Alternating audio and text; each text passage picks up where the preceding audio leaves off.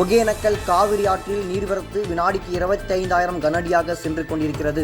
தமிழக காவிரி பகுதிகளில் பெய்து வரும் கனமழையின் காரணமாக ஒகேனக்கல் காவிரி ஆற்றில் நீர்வரத்து நேற்று மாலை நிலவரப்படி வினாடிக்கு 22,000 கனஅடியாக சென்று கொண்டிருந்த நீர்வரத்து தற்பொழுது காலை நிலவரப்படி 25,000 கனஅடியாக சென்று கொண்டிருக்கிறது. காவிரி ஆற்றில் வெளியேற்றப்படும் காவிரி உபரி நீர் அளவு அதிகரிப்பின் காரணத்தினால் ஆற்றில் குளிப்பதற்கும் பரிசலில் பயணம் செய்வதற்கும் தடையானது விதிக்கப்பட்டுள்ளது. இந்த தண்ணீரானது அதிகரிப்பால் மெயினருவி, ஐந்தருவி, சினிபால்ஸ் உள்ளிட்ட அருவிகளில் தண்ணீர் ஆர்ப்பரித்து செல்கிறது. தினமடை செய்திகளுக்காக தருமபுரி மாவட்ட செய்தியாளர் சந்துரு.